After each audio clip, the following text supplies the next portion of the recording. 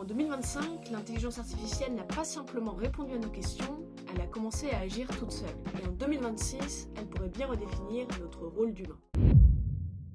2025 marque un tournant majeur. On est passé d'une IA générative à une IA argentique. Concrètement, on ne parle plus d'outils qui produisent du texte ou des images, mais d'agents capables d'agir, de prendre des décisions, de créer des applications et d'automatiser des tâches complexes avec peu d'intervention humaine. L'IA n'est plus un simple assistant, elle devient un exécutant autonome. Aussi, les grandes entreprises tech ont clairement posé leur pion.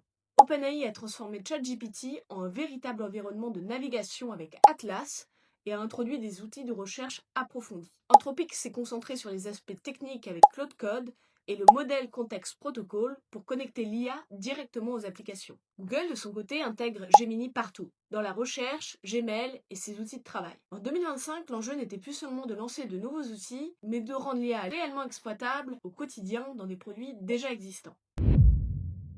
2025, c'est aussi l'année où un nouveau levier s'est imposé, le GEO, Generative Engine Optimization. Avec les moteurs de recherche génératifs et les IA conversationnelles, la question n'est plus seulement comment être bien classé, mais comment être cité par les IA. Les marques visibles en 2025 ne sont plus celles qui génèrent le plus de clics, mais celles que l'IA juge fiables, pertinentes et dignes de confiance pour formuler ses réponses. Alors le SEO ne disparaît pas, mais il évolue. Le GEO devient la couche stratégique qui permet d'exister dans les réponses générées, là où se joue désormais l'attention. Des nouvelles métriques autour de l'influence vont apparaître. Le paid va bientôt être déployé sur les environnements des LLM et les achats en ligne sont désormais massivement influencés par les réponses des assistants IA. En 2025, un nouveau terme s'est imposé, le vibe coding. Il suffit désormais de décrire une application en langage naturel pour la voir se créer automatiquement. Des outils comme Lovable ou Replit ont lancé le développement accessible à des profils non techniques. Mais la réalité reste la même. Le code est produit rapidement, pas toujours correctement.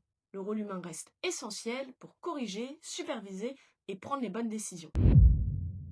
Images, textes, voix, les contenus générés par l'IA sont devenus presque impossibles à distinguer du réel. Les deepfakes se multiplient et la confiance devient un enjeu central. Ainsi, en 2026, l'authenticité, la vérification des sources et la crédibilité vont devenir de véritables avantages compétitifs. Alors, malgré ces progrès spectaculaires, l'IA reste une boîte noire. Elle peut halluciner, elle manque de contexte, et surtout, elle n'a pas de jugement. Et c'est là l'un des grands défis de 2026. Améliorer la fiabilité, la sécurité, et maintenir un contrôle humain sur les décisions critiques. Alors, selon plusieurs analyses récentes, près de 8 entreprises sur 10 ont intégré l'IA dans au moins une de leurs fonctions en 2025. Le prompt engineering n'est plus un avantage forcément différenciant. En 2026, l'enjeu se déplace clairement.